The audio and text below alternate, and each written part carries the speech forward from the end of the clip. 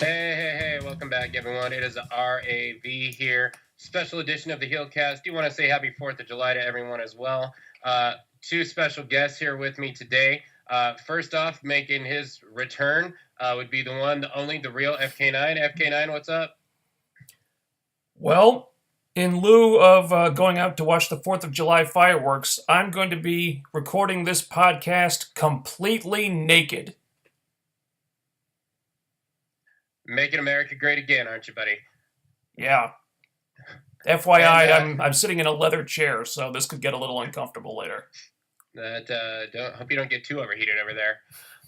Also with us, a very special guest. We haven't had him on the show in quite some time, but Mr. King of the Mountain himself, BQ. BQ, what's up, buddy?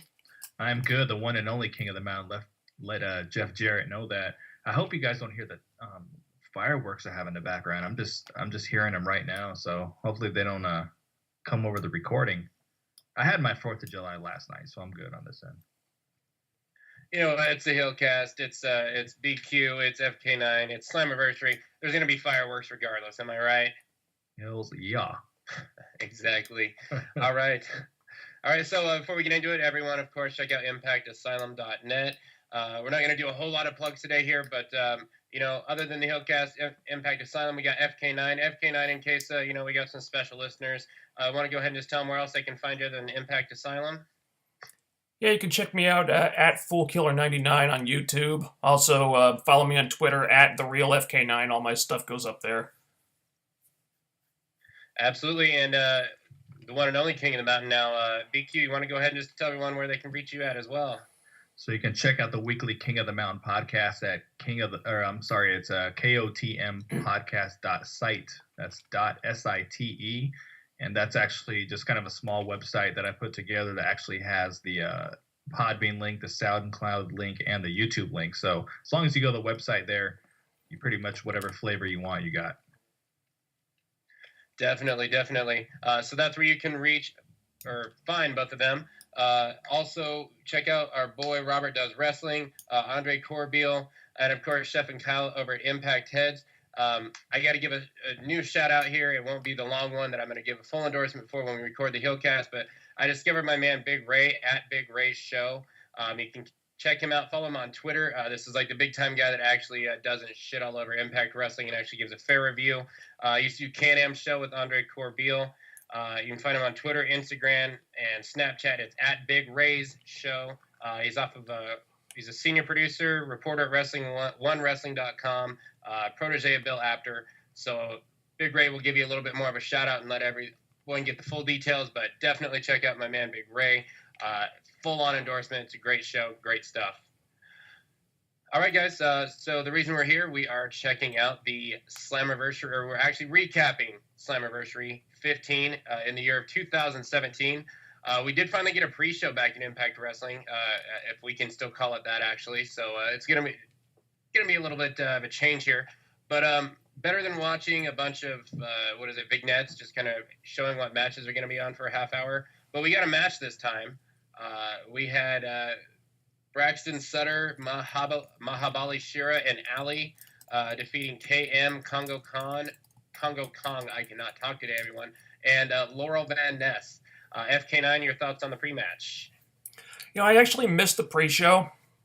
I was out doing stuff, so I missed this match, which is unfortunate because I would have liked to have seen this. Would have been nice to see Ali and LVN get a little screen time. Also, KM, he's my guy.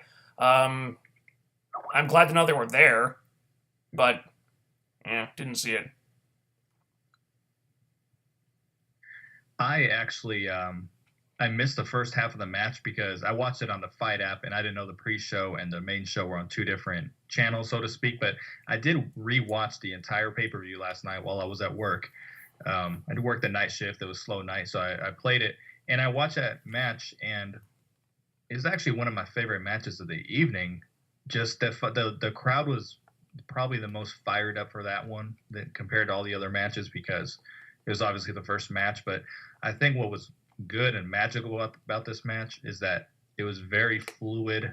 It wasn't super slow. Like it was just action, and it was just very high energy. so the crowd never even had an opportunity to fall out. It was just hype the entire time. It definitely was hype like that the entire time. I mean, that was kind of the theme of the pay-per-view overall. For me, it wasn't like my favorite match. It actually was probably my least favorite. I'm not saying it's bad at all. Yeah, I feel that the wrong team won. I would have liked to see the heels go over. I think Ali's probably got the most upside out of anyone in the match, but I think LVN, Congo Kong, and KM got more upside than Braxton and Shira do. But not complaining about the match. Didn't find it bad at all. Definitely just a good way to kick off the show. Anyone? I was gonna say with the finish, I was okay with which team won because I mean Braxton and Ali are my favorites, but I thought that Ali should have went over at the end over LVN as opposed to Braxton getting the win over KM because a couple months ago they started off with it's Braxton and Ali versus this whole Sienna stable, and then it's kind of faded away and turned into Ali versus LVN with Braxton in the background, KM in the background. So you would have just thought Ali would have went over. But, we'll talk about it a little bit again later. I have a feeling there's going to be a blow-off match between them involving kendo sticks because the kendo stick came out for about the third time with Ali.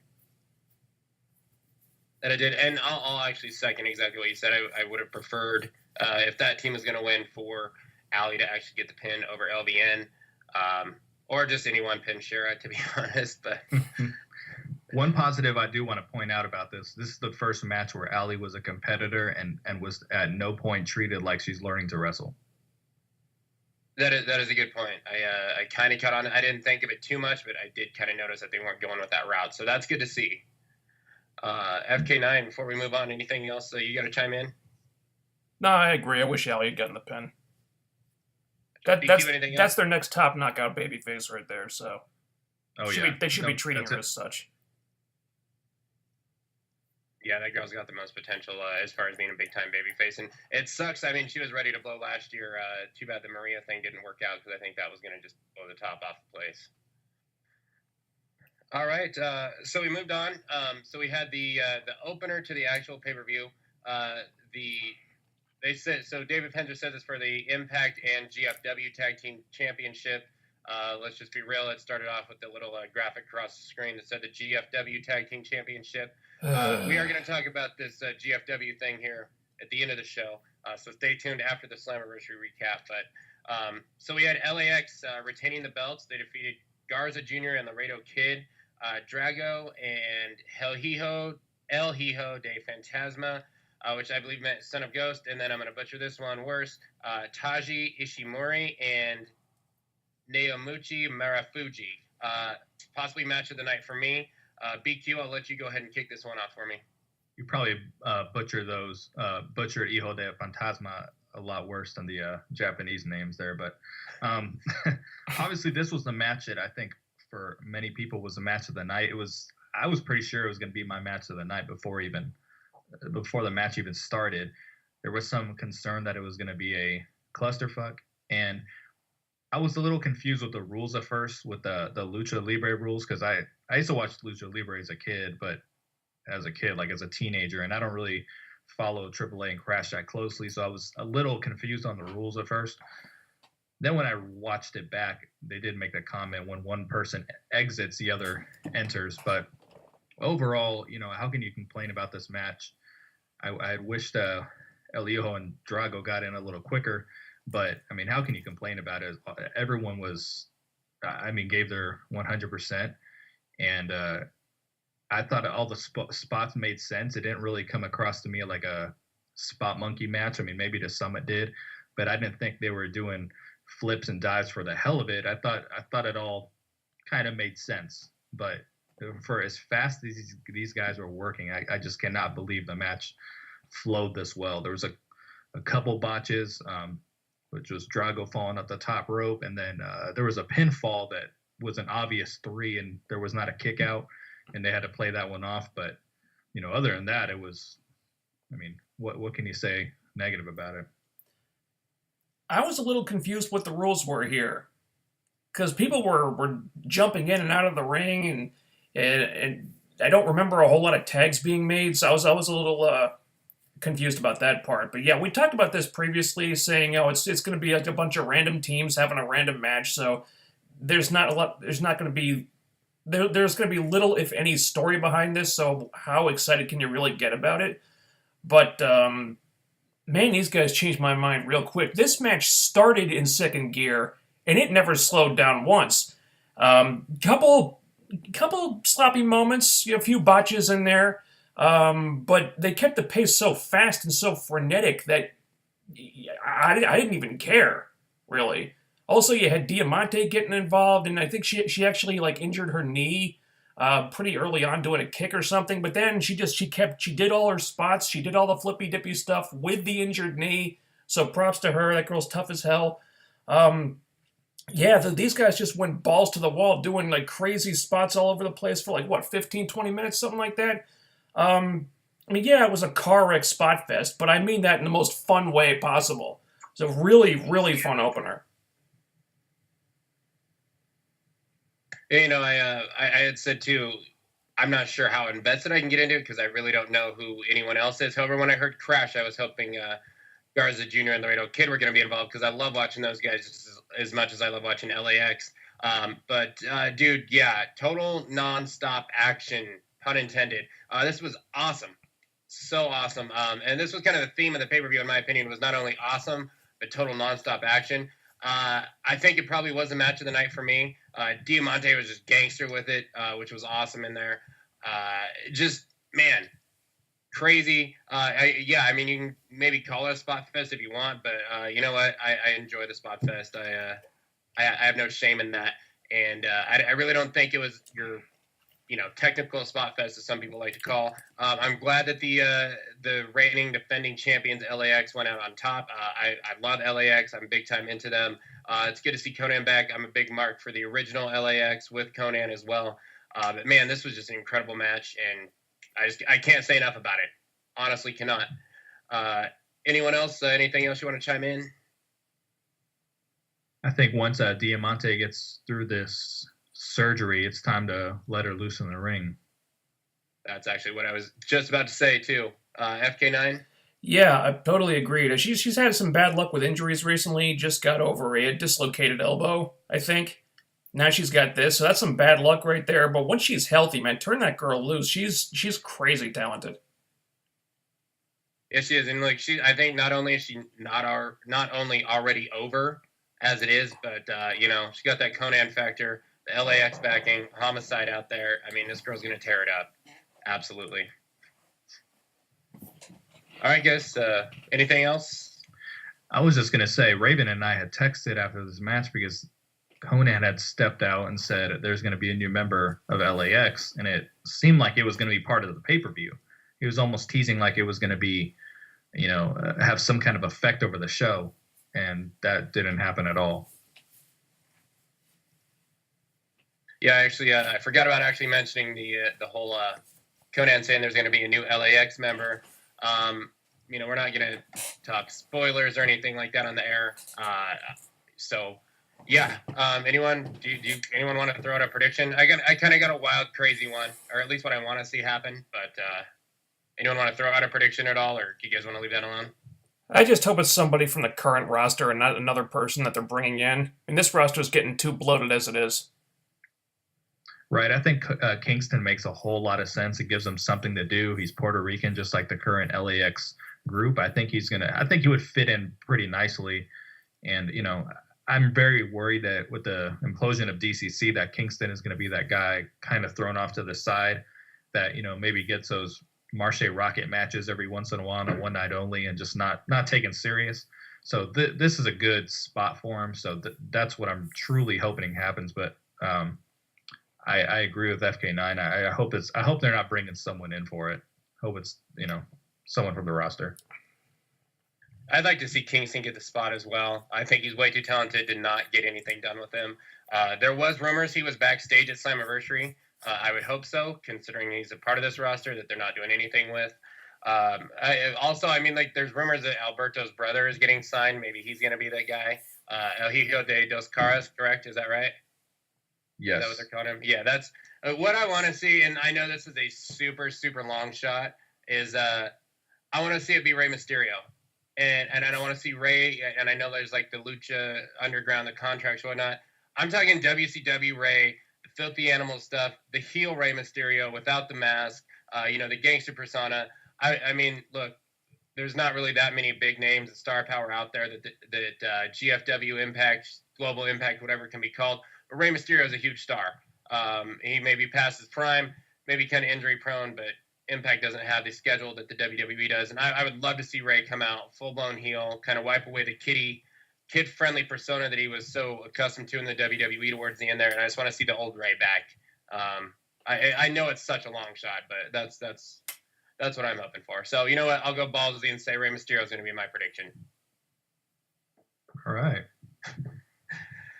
It's better than Donovan Dijak, right? Yeah. I tried getting Griggs on this. I tried to prank brother underscore aka the GFW dude again, and I texted him because he wasn't able to watch the show live, and I texted him and I just said, "Oh my God, Donovan Dijak just showed up and attacked Moose." And I tried to get Rose along with it to just fuck with him, but it just didn't work out. Because he turns out he still had internet access, but I tried. I haven't tried getting a hold of Chef, who was in the Impact Zone, to be like, dude, text him and tell him this, but everything fails. All right. So the other thing that blew my mind, other than a crazy Rey Mysterio debut that could possibly happen, was D'Angelo Williams was a fucking natural. I thought this match was going to be awful, but Moose and D'Angelo Williams against Eli Drake and Chris Adonis. Right guy took the pinfall. Man, I just can't put over enough how awesome and good D'Angelo Williams was for. Am I right? I've heard 3 days of training was all he had, which blows my mind. Did you guys hear this too? Yeah. Yeah. Three fucking days, man. That's insane. Dude has a future in wrestling. I hope it's with Impact. FK9 thoughts? Okay, first of all, it's hysterical to me that this guy trains for 3 days and in his first match, he's already a better pro wrestler than Chris Adonis. Yeah. Oh my God. Can't argue that. Yeah. But going in, this was probably the matchup that I was anticipating the least, just because I was kind of frustrated with the usage of Eli Drake. I was expecting him to take the pin. And I was like, why can't they do something better with this guy? Why is he stuck in a spot like this? I just didn't get it. But this is another one that I really had to change my mind on because, God damn it, D'Angelo Williams was the star of this match. He was the fucking star. I mean, you never know what you're going to get when you do these celebrity matches. Even a sports celebrity, you don't know how they're going to fare or what they're going to do or if they're going to do anything. Reference the whole Pac-Man Jones situation from years ago. But D'Angelo Williams gets in there and he's a fucking natural. He had some moves in there. He was doing flips and like moonsaults and shit, like a standing moonsault at one point. Dude was a total pro. He outshined.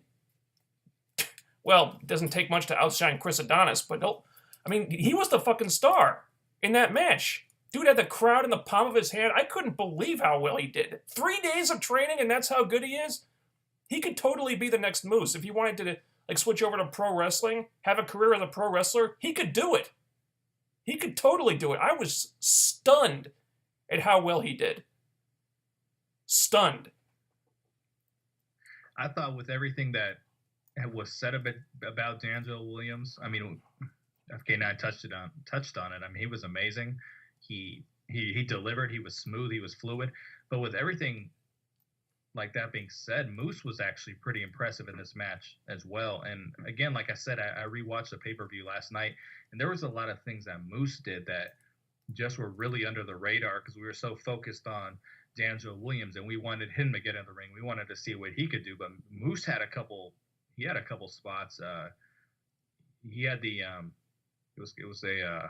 he did a basically like a moonsault to the outside, and he had a couple spots in the match that were really slept on. But Moose did some good work on this too. There was the obvious Eli Drake slip at one point, but I mean, how great is he? I saw him doing the move, and I was already cringing when I saw him doing a springboard. I was like, oh my God, what the hell is he going to do? And then he slips. But how great is he? He was able to play it off and almost act like he meant to do it. So the one crappy thing is that's 2 Slammiversaries in a row that he's fallen off the top rope. So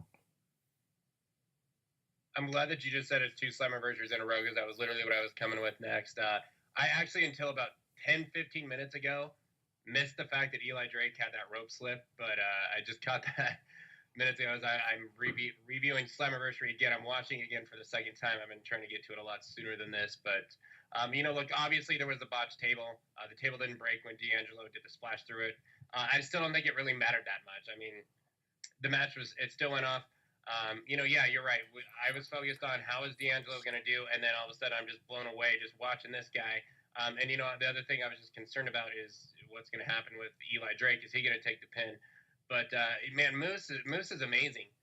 Moose impresses me every time out. And like I said, for those of you that listen to our recap show, for the half year, I mean, Moose is my wrestler of the year so far. I just think the dude just tearing it up. He's having great matches with almost everyone he is out there with.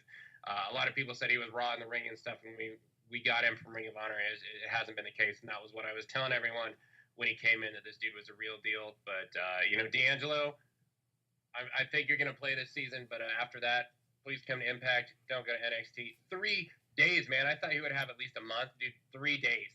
3 days. It's insane. I guess when we have a great, natural, legitimate athlete that loves wrestling and takes it serious, we get a good performance. Just imagine what it'd been like if it was a month, or Jesus Christ, a week, 2 weeks for this guy. Just unbelievable. Unbelievable. Don't you think, like, Tyrus would have been better served to be Eli Drake's partner, given his connections with Fox and everything? I mean, they could have made this match even bigger. Yeah, absolutely. He's not. Is he even a step down from Adonis? Really? I mean, I would have much rather seen Tyrus.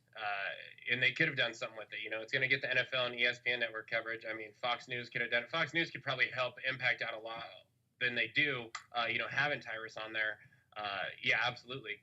I didn't even think about that, but yeah, that's a very good point. Yeah, just something that crossed my mind. CFK, anything else you want to chime in on this one? Nah. All right, guys. So, as I had said multiple times, the next match, the strap match, Eli Drake and EC3 and James Storm, I should say. That was kind of like my birthday present for me, as Slammiversary was the same day as my birthday. I'll be honest, man, it kind of failed for me. I was disappointed. I'm not bashing the match. It was good, but it definitely did not live up to the hype I had set for it. I'm insulted that it went on third, to be honest, instead of the co-main event. But we see James Storm injury, concussion angle. EC3 gets the pinfall victory. Some people, for some reason, think that it wasn't a work, and James Storm really got injured that way. He would not have. EC3 would have not only not taken the risk on doing a move that risky if James Storm was legitimately knocked unconscious, but he also, as strong and ripped as that man is, would have not been able to pick him up as easy as he did. So for those of you out there convinced Storm has actually legitimately passed out and went unconscious, just please rethink that. BQ, thoughts on the strap match and EC3 getting the win? So I enjoyed it to the extent that I'm a huge James Storm fan. I love EC3, so this was one of the ones I was really looking forward to. But overall, I don't want to say that it didn't deliver. I thought it was a pretty solid match, but I thought it was missing a little more brutality. I felt like this was an opportunity for Impact Wrestling to add some color into a match, and at the end when Storm took that shot to the corner, I mean, how much more of a story would have told if he were to, stand up and he's got blood trickling from his forehead. And I think it could have had the same effect like with the hair versus hair match when, Spud was a bloody mess. I couldn't help but to think, what if Storm looked like that in this match? I think it would have really put EC3 over huge as a heel, because he's not connecting as a heel the way he previously was. And maybe he'll get there. I was saying right now he looks too much like a body guy. and it's just not. He's so much bigger now than he was when he was doing that great heel work that I just feel like he just looks too much of a superhero to get over as well as a heel. But I think, I think they were missing about an extra minute of storytelling when Storm took that shot to the pole. If he would have just got his ass kicked just a little bit more than when he fell, it would have made a lot more sense. Instead of, he kind of dropped. It was a little confusing. But overall, I was entertained with the match. I really liked when EC3 was handcuffed, when they were sitting there kind of wrestling with their hands, and all of a sudden he steps away and EC3's handcuffed. I thought that was pretty cool. But I did think it was missing about a minute of storytelling between the finish and the pole. And again, a little bit of color would have made this, pretty crazy. I was also kind of surprised that this was only the third match on the card, though considering the way it was booked, maybe that was for the best. I wasn't that excited about this one. Not that I don't love these two guys, but I'm just not a big fan of strap matches in general. I just think they're a little too they're confined. They're too confining. They don't allow for a lot of freedom of movement. So I kind of feel like if you've seen one, you kind of seen them all. Just my opinion. But I thought as strap matches go, it was all right. It was going fine until the finish, which admittedly was really awkward. He just kind of came out of nowhere. I mean, James Storm didn't really seem to be bothered by the head injury, and then suddenly he just collapses, and it's like, what? Wait, what's going on? So I kind of thought it was a real injury at first, and EC3 did the finish, and I'm like, oh, okay. So they did this on purpose. Did it have to come off looking as awkward as it did? I don't know. So I guess the feud is going to continue. James Storm's going to be off TV for a while, which, why would you want to do that? I don't know. It kind of sucks that we're not going to see James Storm for a while he's selling the quote-unquote grade 3 concussion. I guess it does protect him somewhat, because the tricky thing about this one is that both guys really needed this win. I didn't want to see either of them lose. So at least if James Storm had to take the pin, at least there's an excuse for it. But yeah, really awkward ending to this one. It was a very awkward, lackluster ending. I believe they said like EC3, or at least people counted on Twitter, EC3 took more lashes to his back than James Storm did that one time leading up to the match. I'm not a fan of strap matches either, but I like the fact that there was a pinfall in this. And BQ's right, man. EC3 is just not connecting the way that he is. In my opinion, like, these are the two best guys on the roster, and that's no knock to Moose, Lashley, Alberto, Eli Drake, any of the guys that I think are right in that second tier. I just think this is 1A and 1B. And I would have been fine with whoever took the pin or the loss. I feel like they're dropping the ball with both guys, and especially with EC3. And I'm sure people listen to my rant, for those of you that listen to our long ass show that we did last week. But I also, BQ brings up a good point. I mean, if it would have been kind of similar to what Rockstar Spud was, Storm, bloody, beaten up, it just fucking ended out of nowhere. He just drops, and I'm like, what the hell, really?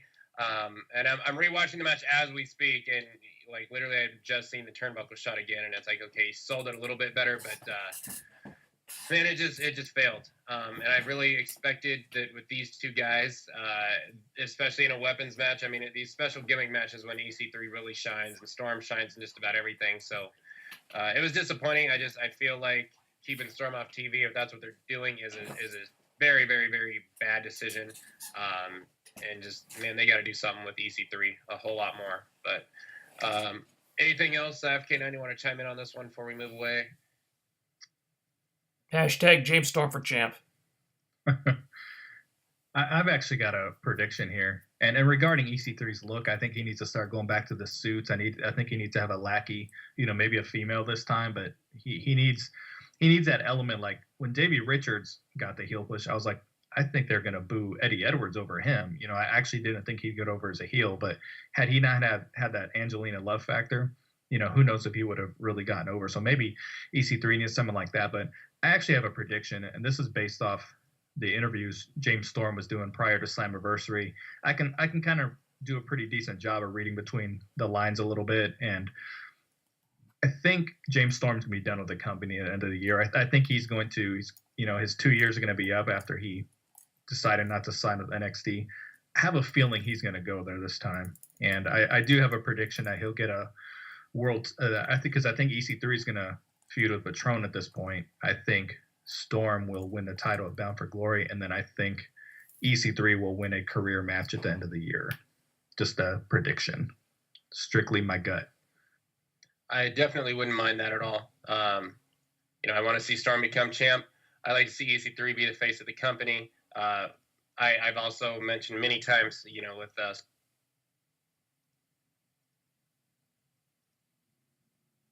And we just lost Raven. So if EC3 needs a lackey, pair him back up with Rockstar Spud again, damn it. Exactly. Try to rekindle that magic. I don't know why they wouldn't do that. Yeah, those guys had some of the most entertaining segments we've seen on this show in ages. When they were a pair, I don't know why they wouldn't want to do that, especially when Rockstar Spud is doing what he's doing right now. It's like he's feuding with Hornswoggle, for God's sake. Yeah, you're here. I'll let you finish. No, I was just covering for you. Yeah, I think we were just trying to throw something in there while you came back, because you were saying you had said many times about something. Yeah, I mean, I had said many times, I feel that we're probably going to lose James Storm. His contract's coming up at the end of the year. One thing I wanted to bring up, guys, so I was listening to Big Ray's show I had mentioned earlier on their Impact Attack, and I can't remember the gentleman's name on the show, but he had mentioned that what they think is going on, or could be a thing, is that the way that they're treating EC3 is because he represents everything in the old regime and the last name Carter, and really they're trying to completely wipe away from the old TNA, and they kind of look at it as maybe this guy represents everything from that Dixie Gaburek regime, and that's why they're kind of putting him down, which I think would be the dumbest thing they could possibly do. I never thought about that, but what do you guys think on that? We'll go to FK9 about it. So, just because they want to beat Dixie Carter in a pissing contest, they're going to flush money down the toilet? Because that's basically what they're doing. Jesus Christ. It may not actually be the case, but it is a theory that, may make sense. No, it does make a lot of sense. That's why it pisses me off. I'm sure we'll get into this later on when we talk about the rebranding, which, oh God, don't get me started. But yeah, if that's seriously the reason why they're treating EC3 like this, it's like, oh, those idiots. I don't think so. That's ridiculous. That's ridiculous to me. I can't even. I think the whole "I'm a Carter and this company needs me" line is great. I think that just. I just think EC3 fell into a bad place right there. They weren't really sure quite how to book him because he was in the transition period between heel and babyface, and they were so focused on El Patron. I think he was just the odd man out for a little bit. That's all I think. I hope. I don't know if that's going to be the case or not. I just absolutely hope to God that this regime is smarter than that. I'm not going to go ahead and say that I feel that's what's happening. I'm going to go with BQ on his kind of side and his take on there. I feel like they should know better what to do with EC3, but the one thing, while I was kind of off and unable to be heard, I do want to back you guys up. Absolutely reignite Rockstar Spud and EC3. It needs to happen so bad. Just so bad. And yeah, bring EC3 back to the suits, all of that stuff. Guys, anything else before we move on to my shocker of the night? Nope. No. All right. So the shocker of the night is that the Pope came out to do commentary. No, I'm glad to see that Pope came out. I wish they would have just kept him at the broadcast table, but Pope came out for the announcer battle. And if you listen to our Slammiversary preview show, I gave everyone on the panel shit for wanting to talk about that match. So it'd be a clusterfuck, the worst match of the night by far. My match of the night, ladies and gentlemen. Joseph Park and Jeremy Borash against my man Scott Steiner and Josh Mathews. Wow. Dude, this was so fucking awesome. And I don't know if anyone's noticed, but Matt and Revy just surely shut the fuck up since Sunday now, haven't they? Man. Abiko, I think I saw this tweet from you, and I couldn't have said it any better. I believe that you said this is something nobody saw coming, but we all should have seen happen. Am I right? Is that what you said? Yeah, how did we just not? How did in all the fantasy booking and all? How did we not at some point think? Oh, because I had said on my show, I was like, my concern with this match is no one can work. I was like, Joseph Park can't work, JB can't work, Steiner's. When I say no one can work, I just mean there's not a yin for a yang. I mean, it's not like one side had this tremendous worker and the other had a tremendous worker, and then there was, you know, Josh and JB. So I was like, I just didn't see how this match could be any good. And now I'm like, how did none of us in all this fantasy booking say, what if they do like a final deletion style match? I mean, I felt like an idiot when it started happening. Everything we sit here and analyze a company and we say, oh, we give the best, you know, whatever. Just, Right. yeah. I know. Man, just I didn't expect it. I will say, like, the one thing I want to say is Josh Mathews was in good shape. He was athletic, and that dude, as far as like psychology as a heel, when they were in the ring, he was owning it at the start. He absolutely was owning it. I would give him props for that.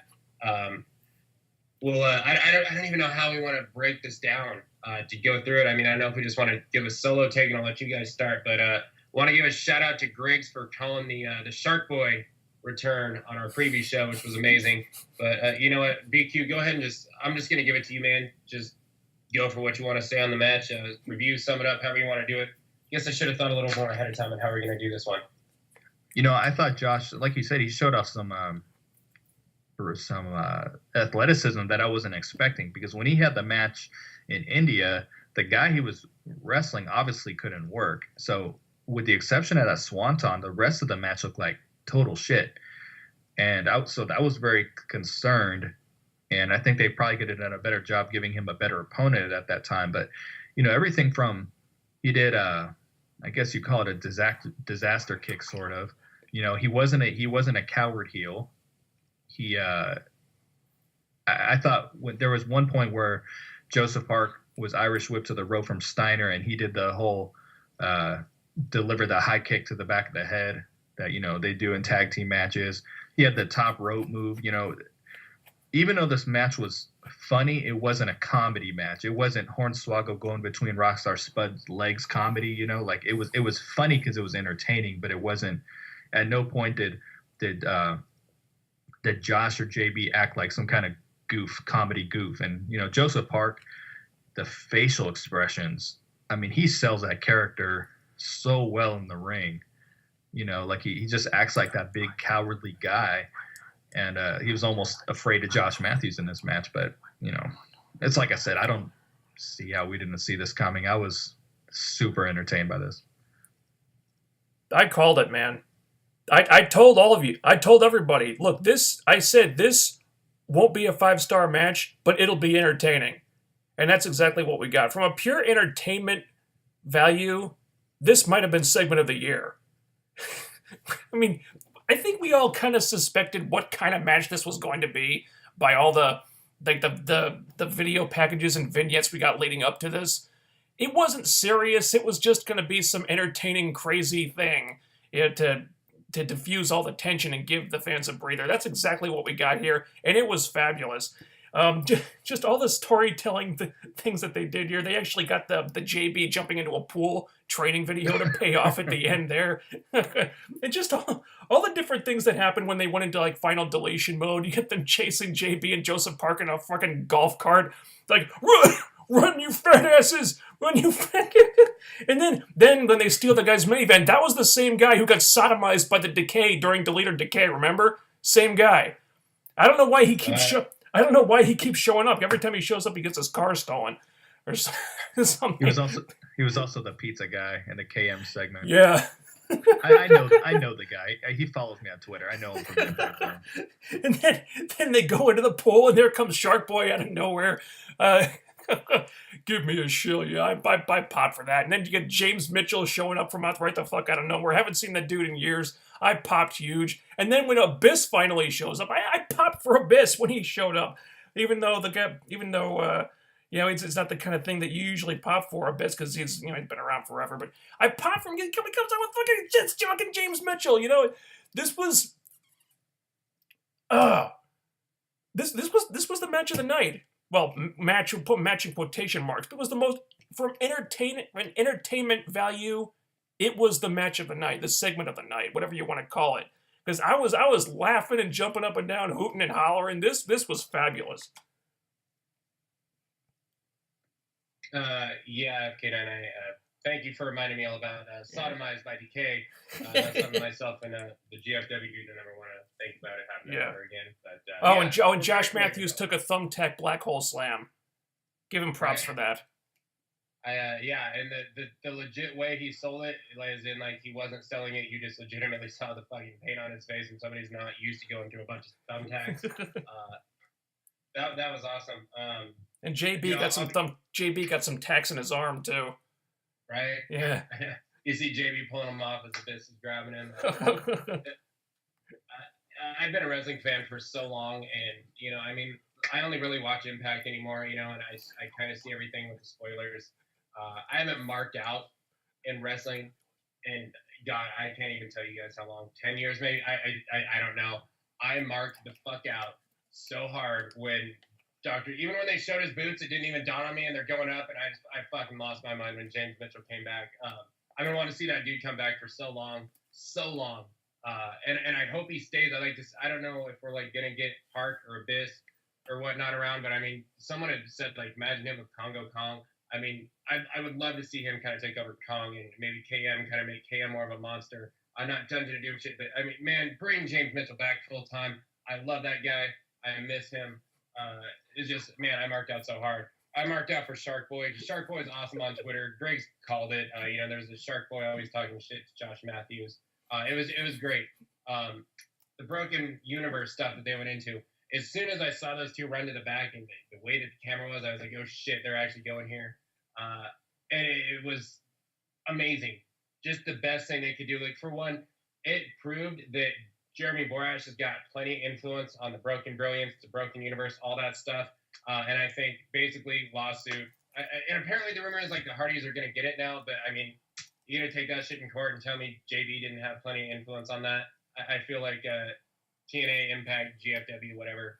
And then we're like, you know what? Shut up, Reby. Shut up, Matt. Shut up, WWE. It's clearly a thing that Impact Wrestling owns. And I thought that was the best point of it all. And I'll be honest to God, this broken skit, whatever you want to call this, and I want to call it a broken skit, what they did this entire match, way better than any of the Broken Universe matches, Broken Brilliance matches, even better than the one they did with Decay last year. It blew all of those out of the water, in my opinion. I think this was way better than any of the others. I was just in awe, man. This match blew me away. It was amazing. Definitely my highlight of the entire night. Can't get over it.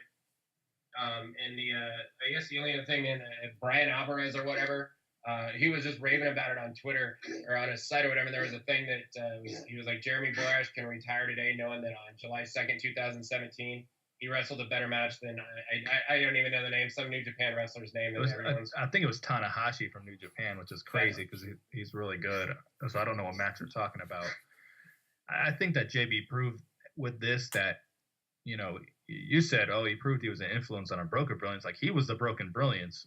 Matt was an on-screen character, but if you look at this, I mean, this shows this was so creative that, and like, I agree with you. I think it was better than the Hardy ones by quite a bit, because I think with the Hardys they tried to get a little too outlandish, trying to see where they could push the limits and how crazy they could be. But this from a storytelling standpoint made more sense, and it wasn't overproduced. Because I thought the Deleter Decay was very overproduced, and because they were trying to outdo the final deletion. So I think he proved that he's the dude with this gimmick. So if the Hardys want this freaking gimmick in WWE, be my freaking guest. It's gonna flame out in about 2 months, because the magic in that gimmick was the stuff out of the ring, out of the Impact Zone. Usually every time they actually got in the ring, it hurt the gimmick. And the Monday Night Raw world, they're going to be overexposed in the, put in the ring every week, given a mic every week. Take the gimmick.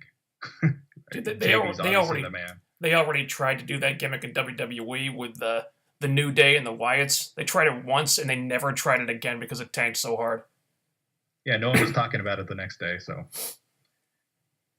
the one thing about this too that I think needs mentioned is it's been, what, 7 months or so since we saw one of these type of matches. And with the Hardys, it was becoming every couple months. And they lost their specialty and their value. This is the way to space it out properly. Maybe we'll get one at Bound for Glory. Maybe we'll get one at sometime in December to, like, close out the year. But I feel like with the Hardys and that broken shit, it was getting way too overdone. And Chef had brought that up a few times. It was kind of like a trademark for Impact. It was like, Jesus, are we finally going to get a ratings pop this week now? And I think that's what it was. I think the way they spaced this out, it was unexpected. It was big. I think that was the best thing to do, too. Do you guys agree? Oh, yeah. Absolutely. Definitely.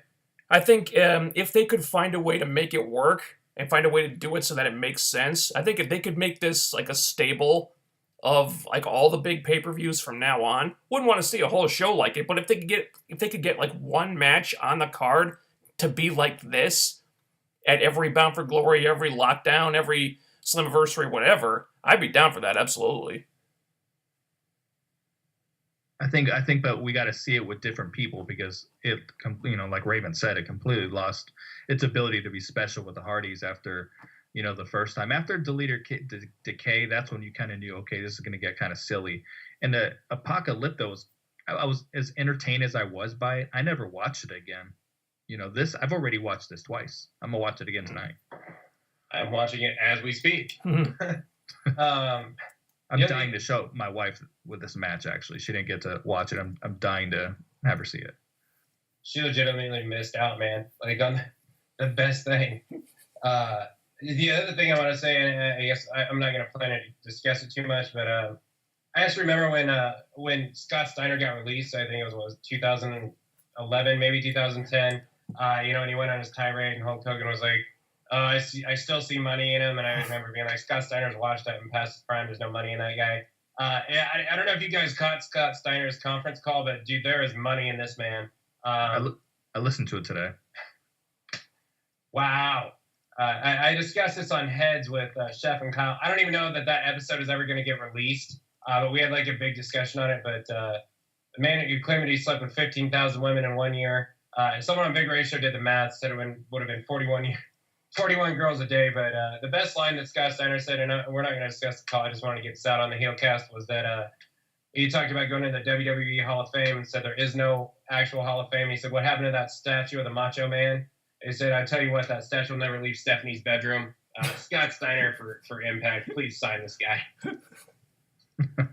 Hey, dude had the balls to go there, man. I love Steiner.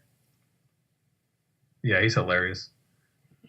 Crazy, crazy man. Speaking of crazy men, Eddie Edwards drank fucking thumbtacks. The Full Metal Mayhem, Alicia and Eddie Edwards victorious over Davey and Angelina Love Richards, as they called her in the match. Could have been a candidate for match of the year or match of the night, match of the year, whatever for me. I feel this match got kept way too short. FK9, I'll go ahead and kick this one to you to start off the discussion.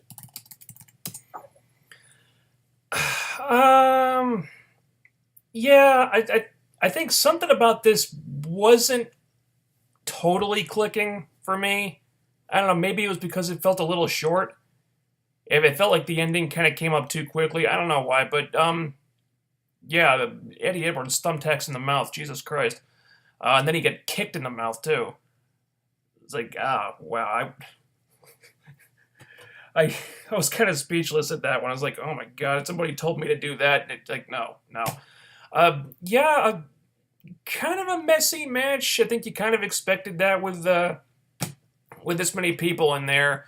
But kudos to the women that continue to earn their spot in this feud. I don't have a whole lot to say about it. I think the right people probably went over. I guess it was probably time to end this one. But nice to see the new girl get a little rub there, a little shine. Thanks to Angelina for helping put over one of the new people, because not all the veteran knockouts like to do that. Yeah, really good match. I didn't name any names. But yeah, really good match. I think it could have used a little more time. But for the time they had, they really beat the hell out of each other. Also, kudos to Eddie, because thumbtacks in the mouth. Wow, I would never do that in a million years. This was actually my favorite match aside from the one with JB and Josh, but that wasn't really a match. But this was my favorite one. I did think it was a couple minutes short, but I looked at the time on all the matches. It was only a couple minutes shorter than some of the other matches, so it wasn't like it didn't get enough time, but it could have used a couple more. But the match, very much like the opening match, was very fast paced, and there wasn't a lot of time for taking breaks. So to me, it felt like they got most of their shit in. Alicia was pretty impressive when she jumped off the top rope. Like she can get some air, and she definitely gets a reaction from the audience, much similar to how Allie does. I think my only complaint with this was the placement of it, because when you had the thumbtacks in the match with JB, and then you introduce the thumbtacks the next match, it's like, okay, there's going to be no pop for that. What saved it was that they poured it down Eddie's throat. It wasn't they put it on the ground and did a slam onto it or something. So I think that's what saved it. However, I would have separated it from the other match. Just kind of nitpicking, but no. Other than that, I really enjoyed this. I thought the right team went over.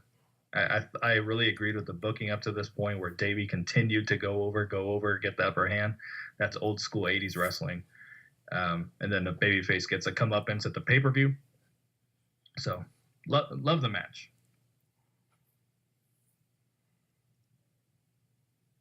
Yeah, I loved it too. I really did. And again, it was just more of it needed more time. The women definitely held their own. I'd love to see Alicia and Angelina kind of get more into the Knockouts title picture scene, because you can only use the same 4 girls in it so often right now. Which, I mean, we're going to be talking about Knockouts here shortly, but I do think that the right team won. I didn't want it to go that way. I had my own kind of thing that I wanted to see this match go to. Plus, like, I'm such a big Davey guy, but clearly the right team won. It wasn't what I was expecting, or how I maybe would have booked it, with Eddie kind of getting the win towards the end of the year. But it sounds like Davey may actually not be retiring. So, it was kudos, props. And I kind of agreed with BQ. I was like, okay, now we're getting taxed again in another second match. But dude, when you're dumping those things down a guy's throat, I've never seen that in my life. And the kick, and dude, okay, one, like, I don't know how Eddie didn't at least swallow a tack or two, which I can only imagine what that's got to feel like. Spitting those tacks out when you get booted in the face or whatnot. I don't know how you get that to pull that off without like a couple of tacks sticking in like your tongue or the roof of your mouth or something like that. So, man, props to Eddie Edwards for being badass enough to take that. That was like the spot of the night for me, was just him getting tacks pouring down his throat and then kicked in the face by Davey. I just imagine how bad. Like, you see the pain on Josh's face after taking that splash into your back. Just imagine at the roof of your mouth with thumbtacks in there. FK9, was that the spot of the night for you too? Dude, spot of the night was Shark Boy biting Josh Mathews in the ass. What are you talking about?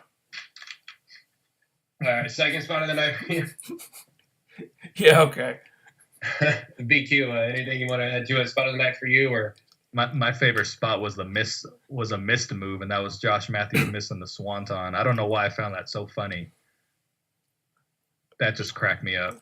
Because, I mean, he had been teasing, I'm going to hit that swanton on you, and he did it against that Indian jobber, and just for him to go up and crash and burn, I just laughed. But, yeah, my spot was a missed spot. That's the other missed spot of the night for me, was Abyss. At the very, very end, tucking Josh up just a little bit higher before dropping him down on those tacks.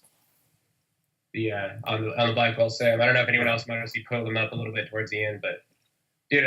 So I'll just say right now, at this point in the pay-per-view, as we head into the X Division match, I'm like buzzing. This is the greatest pay-per-view I'd ever seen in my life. I feel like it kind of fades down a little bit from here, and we'll discuss ratings on the show at the end. But so X Division, 2 out of 3 falls. We had Sanjay retaining against Low Key. BQ, I mean, I know you and I kind of talked about this, and we were texting back and forth a little bit on this match. I enjoyed it a lot, and I believe you did too, but I'm going to let you go ahead and give your thoughts on this, because I know kind of where you're going with this one to start. You said this was the X Division match? Yes, sir. No, I actually didn't like this match at all. And I watched it back a second time, and I was trying my hardest not to fast forward it. Now, at first, there are positives to this match, so I'm not going to completely shit on it. I'm not saying it was a bad match. It just, the I guess, well, starting with the positives, I thought this showed a great deal of storytelling that X Division matches have not shown in the longest time. Mainly because they built an actual feud and they were able to tell a different style of story. I like that the falls were not bullshit falls. I was saying on my show, I was trying to use an example. Matt Hardy always uses that move, the side effect, and it's never pinned a single person. But in a 2 out of 3 falls match, it would pin somebody because you always get those bullshit falls from a move that, wouldn't normally beat somebody or a bullshit tap out. And so that's what I like. The falls were really believable. They were spaced out. I think they were trying to recreate some old school wrestling with this. For me, it didn't get over. I thought it really took the crowd out of the evening. I think the crowd didn't get back into it until halfway through the main event.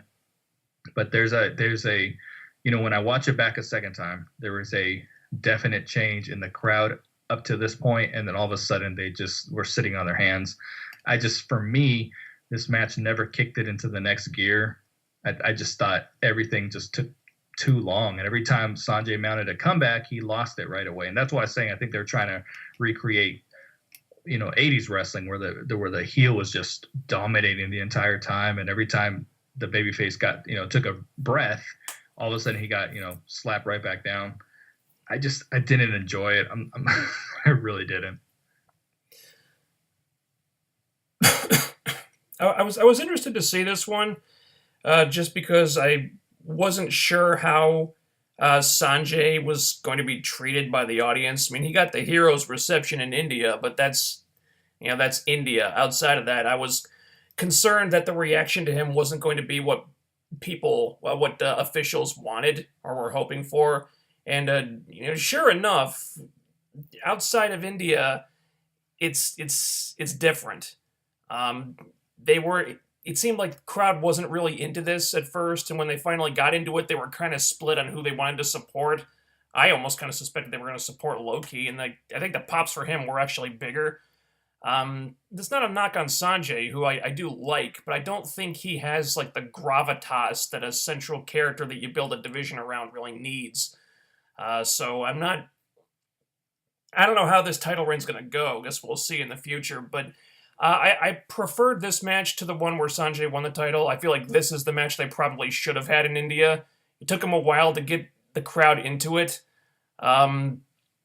So I do agree that it was slow at times. Definitely in the beginning where they were doing like a lot of mat wrestling or something. Like, why are they doing this? What are they doing mat wrestling for? I don't get it. But yeah, I like the near falls. I like that Sanjay brought back the moonsault stomp, which he should have done in the match previously. So this felt like a better capper than the last match did. But just the investment wasn't totally there for me either. Maybe because I had problems with the way the feud had been built up. Like, we didn't get Low-Key being a proper heel until 2 weeks ago? So until then, I was kind of supporting him over Sanjay. So there were problems with the build-up for me that probably played into it. But I did like the match. I just think the build up and the storytelling coming into this kind of hurt it a little bit. Yeah, I'd agreed with BQ on the fact that it didn't seem like it ever kicked it up that second notch or took it really to the next step or level. It wasn't like that X Division classic style that I had expected, especially with Low-Key and Sanjay Dutt, 2 originals. It felt more like a technical wrestling match than it ever did an X Division match. And for me, dude, I love Sanjay. Sanjay has that hero thing for me. I'm so happy that this guy's X Division champion now. So I'm behind him, and I'm glad to see him retain. But it just, man, it never got there. I thought it was a good match, a good technical wrestling match. It's just when you're expecting an X Division championship match and 2 X Division guys to the core, they don't have that X Division style. It's disappointing, especially, the tag team match in its own right kind of made up for it because I think we kind of had 4 X Division style of wrestlers in there, or I'm sorry, 8. But it just, man, I hate the fact that we had that 6-man tag instead of getting Seidel, Desmond Xavier, etc., and an Ultimate X match or something in there to start. But that was my only complaint. But There's not a whole lot of heels in the X division, so I don't necessarily think Low Key is going to be the next challenger, but it'll either be Low Key or maybe Trevor Lee or maybe someone will get a heel turn. But guess we'll find that out. We got to get BQ out here in about 22 minutes or so before he has to go. Anyone have anything you want to add to the X division before we move on to the next segment here? I disagree. I don't think Sanjay I don't think he's good for the face of the division. I think they want to give him a nice reign, but obviously he's an agent. I think that's going to be his focus. I actually expected Low Key to win this match, but I didn't like their first match. So bring back Andrew Everett. There we go. Because Sanjay is stealing his spot at the moment. Yeah. I agree. Bring back Everett. I think Sanjay is kind of stealing his spot. I don't see Sanjay as being the face. I think Matt Sydal is the guy that they're going to really push hard. I'll give a nod to ACH if they do end up signing him to see ACH and Sydal kind of retake that division. But yeah, definitely it shouldn't be a long-term reign for Sanjay. So speaking of long-term reigns, we have Rosemary, who was kind of eclipsing Gail's. Is it Gail who had the longest knockout title reign, or is it Taryn? Anyways, one of them apparently. Yeah, Taryn. Okay, yeah, I figured K9 to get it. BC didn't, but so she was apparently coming close to Taryn's record as the longest reigning champ. So Sienna unifies the belts. The GFW Women's Champion defeating Rosemary clean. There was a little bit of shenanigans, but nothing really interfered with the match. I'll be honest, I kind of felt Rosemary was going to win, but as soon as that announcement came out, I figured if they were going storyline-wise, it was kind of obvious for me Sienna was going to get the win. We'll start this off with FK9. Your thoughts? Well, once they showed the graphic that the match was for the GFW Women's Championship, I kind of suspected where they were going with this. So, they telegraphed the hell out of that one. That bugged me. I wanted Rosemary to win this, too. I didn't think she was going to, but I wanted to see her break that record. I wanted her to have the longest title reign. I thought she deserved it. It was a good match. I think this is probably the best match these two have had that I've seen. Maybe a little bit overbooked, but I don't think it hurt the match too much.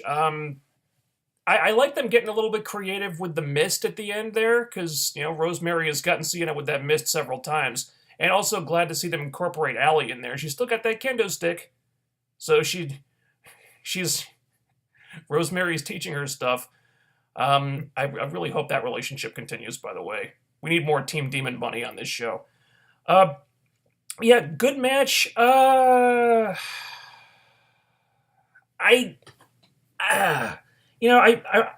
guess Sienna being the champion now kind of gives them more story to work with. Because it did seem like leading up to this, Creative was kind of deciding on her being the top heel. I didn't anticipate the Rosemary face turn at the time, but it kind of seemed like that's where they were going, so I figured they were going to put the belt on her in the not-too-distant future. So, okay, I like Sienna. I just think there was more to do with Rosemary as the champion, but I guess I can't be too salty about it since she did have a pretty great title reign. But please don't drop the ball with it this time. I mean, they dropped the ball with Sienna's last title reign, and well, we know Gail Kim's return is imminent, so every time Gail comes back, the other girls don't fare too well. So, I mean, fingers crossed. I wish this match had gotten a little bit more time, because the knockouts have gotten stiffed on time a lot recently. But, all things considered, this could have gone a lot worse. Good match. I kind of wish Rosemary was still the champion, though. I wanted to see Rosemary break the streak as well. Not the streak, but I guess you call it a streak. I think it was Taryn, because they always say Gail and Angelina Love were the record holders for number of reigns, and I think Taryn was the length of reign. I would have liked to have seen that happen as well, but I was actually pulling for Sienna in this one. I actually do like Sienna a little bit better than Rosemary. I know it's not a popular opinion, but I am a Sienna fan, and I, kind of like FK9 said, I thought it was really creative how they used the mist in this one. I don't think the audience knew what happened, and that's where I think the finish didn't quite connect with them.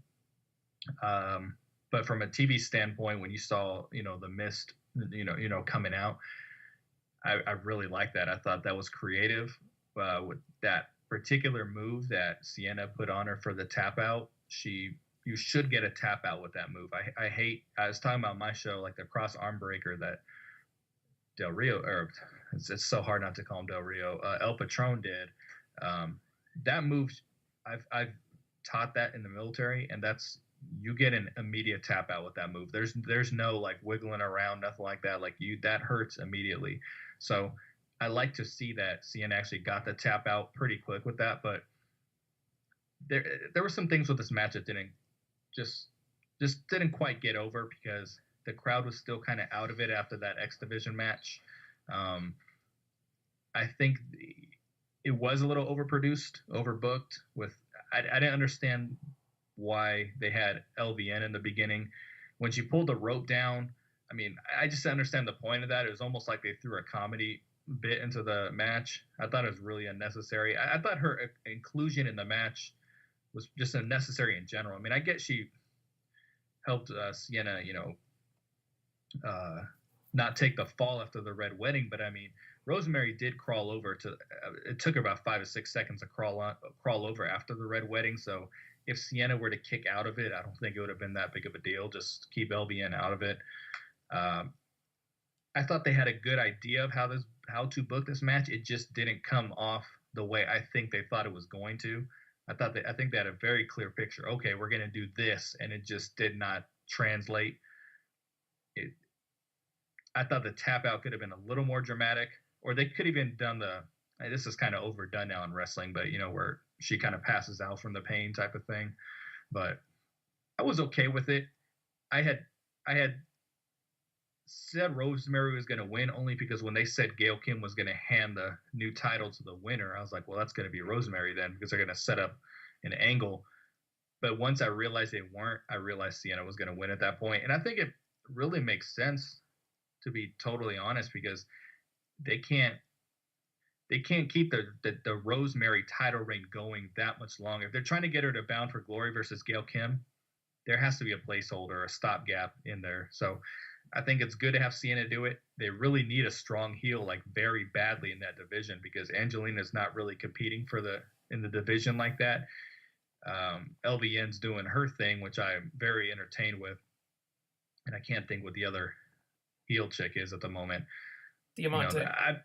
Diamante, right? And she's not competing, and now she's hurt. So I think they had to establish that top dog heel in the division. So I see why they did it. Again, I just think they had a very clear-cut picture for this, and it didn't come out on TV like the way they drew it up backstage. I'm going to disagree with you on one thing. I didn't like the finish.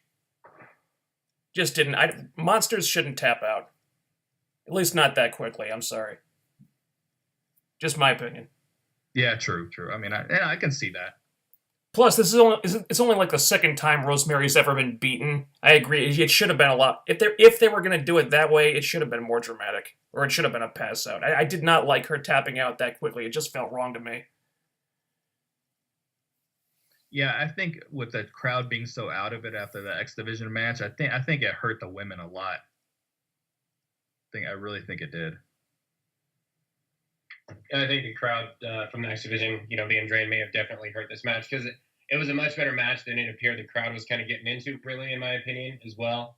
Look, I feel I wanted Rosemary to win as well. I want to see her break that streak, get there. Obviously everyone on the show is pretty much a Rosemary person after doing the interview with her. But I guess basically I thought the way to book her was to have her be the long-term champ, and then either it's going to be either what's her name, Allie or Gail Kim that ends Rosemary's long title reign. I felt that was a way to go with Bound for Glory. That said, I'm a big Sienna fan too. I love Sienna. And I'm happy for her. I know FK9 didn't like the finish. I thought it was really clever and unique, using the mist against her. Although if you think about it, if the mist is in her mouth, but it burns everything else on anyone else, it doesn't make that much sense. But it was really well done. I haven't seen anything like that before. So I thought that was a really clever use, and getting it in Rosemary's eyes. The fact is, not only within the past 3 weeks did Rosemary get pinned for the first time, but now she tapped out, submitted for the first time, and both at the hands of Sienna. So it makes Sienna look strong, makes Sienna look great. And, like I said, there was a one night only last year where Sienna also pinned Rosemary. Those just don't apparently count. But what we're going to do here is we're going to get into the main event because BQ doesn't have a whole lot of time left with us, ladies and gentlemen. He's got to get off the call. So after that, if we got any more knockout thoughts, me and FK9 will discuss them. We're going to talk Jeff Jarrett, overall thoughts on the show. So what I'm going to do here, look, the main event was Alberto El Patron, GFW champion, coming out on top against the Impact Wrestling champion, Lashley. BQ, what I'll do, I'll let you just go ahead, say everything you want to say on this. If you have any closing thoughts, thoughts on the show, anything you want to get out there, floor is yours, my friend. All right, so the main event here, I thought, again, I think the crowd was really out of this. I think it was about halfway through the match where El Patron put his first arm breaker on that all of a sudden they woke up. I mean, you just heard people cheering all of a sudden, but I think the entrances were very overdone. Instead of just King Mo or those Caras coming down, there was just this whole clusterfuck of people for coming down.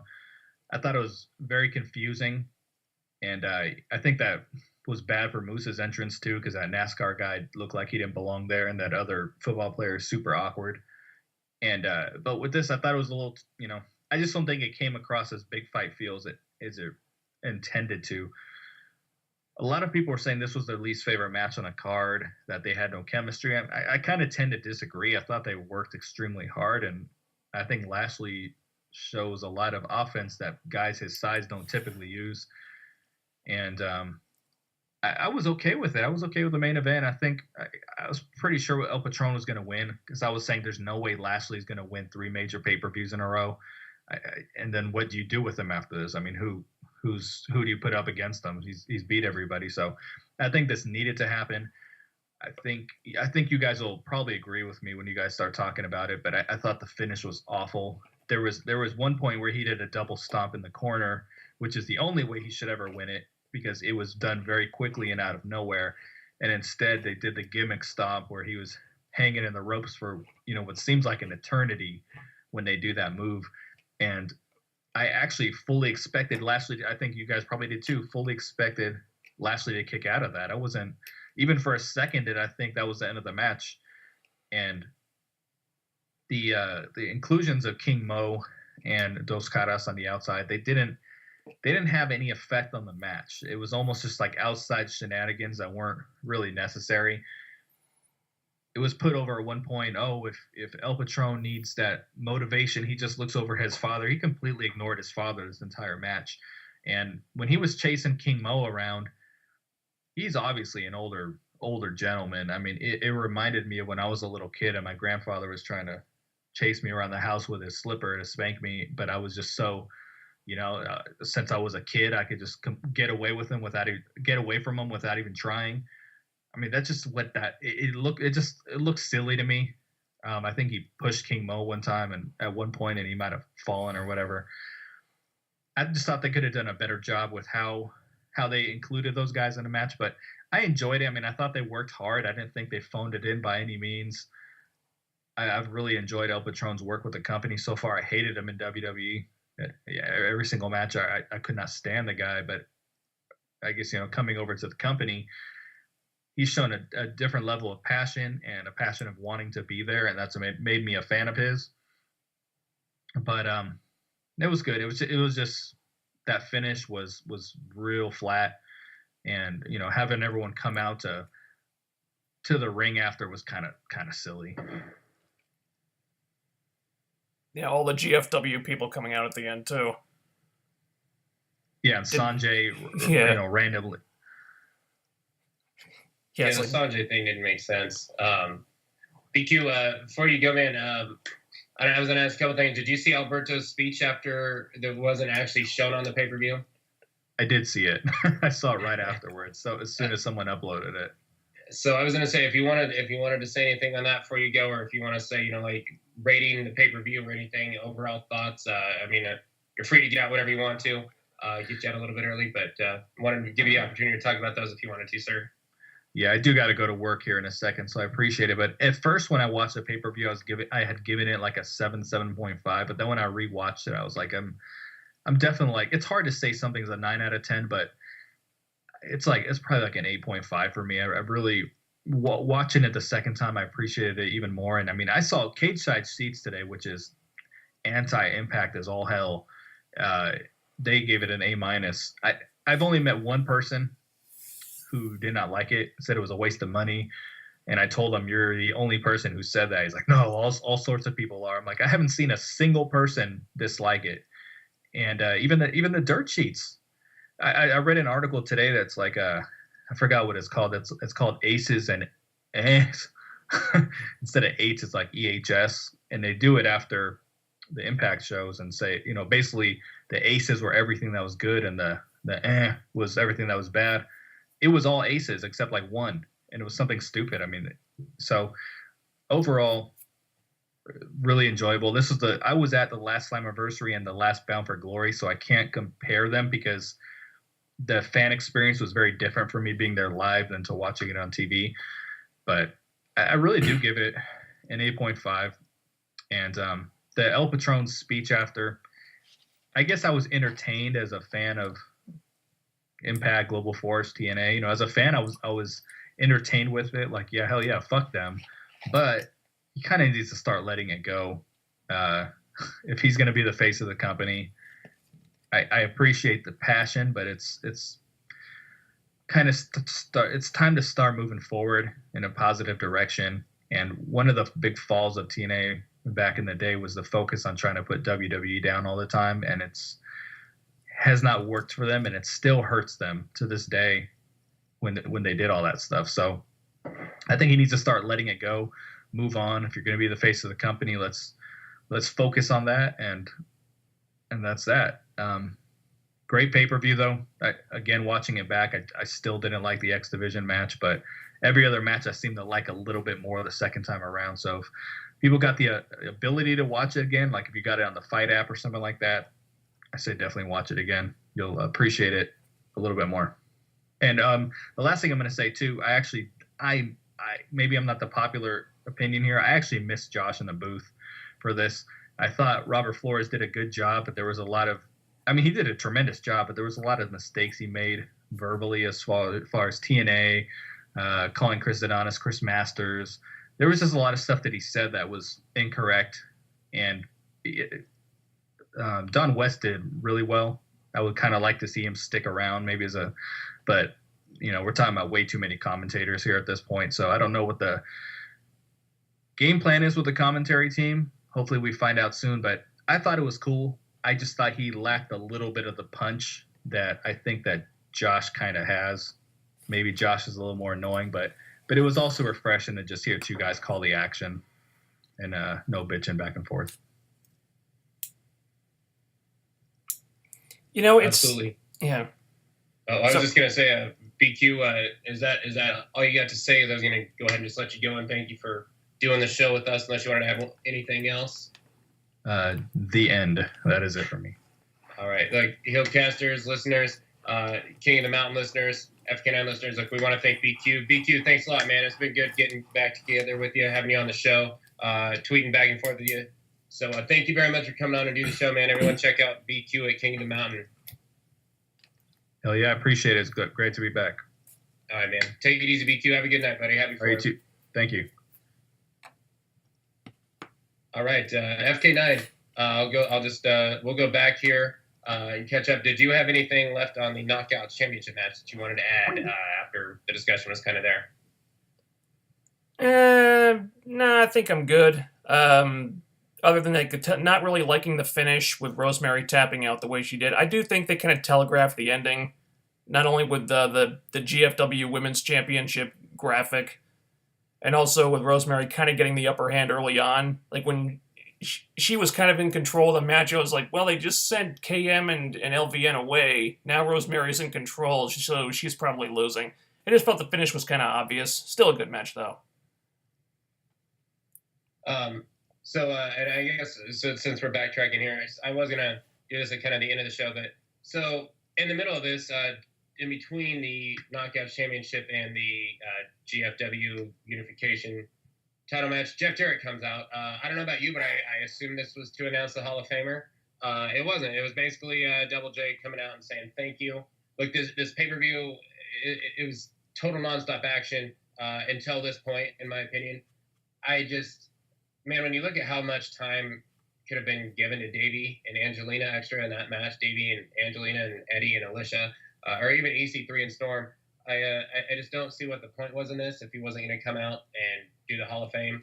I mean, look, thank you too, Jeff, but you could have just literally said, I want to thank everyone in 1 or 2 sentences at the very start of the show.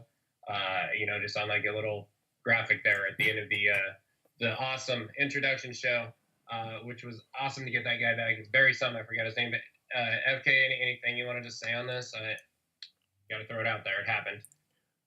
Well, if you're asking what the point was, I think the point was for Jeff Jarrett to get himself some screen time on the pay-per-view. I think that's literally the only reason why it was done. Because this guy loves his screen time. Well, he's stayed in the back thus far, which I'm thankful for. But this being one of, if not the biggest show of the year for this company, you had to know he was going to get out there and just get his face on the screen. Because he loves the attention. He loves it. I guess I was thankful that he wasn't out there very long.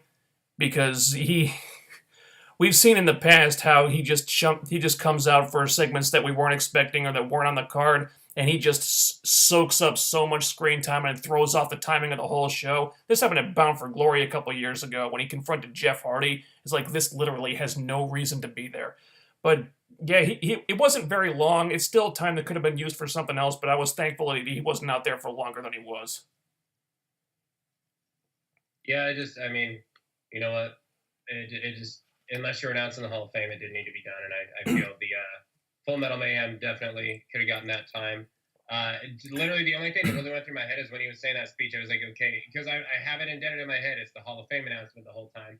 And he says it, and I can't remember where he was going, but I just thought, holy fuck, he's going to end up Dixie. Like, Dixie belongs in the Hall of Fame, but, like, let's give it some time, People like me are still fucking heated and don't want to see her, can't stand her.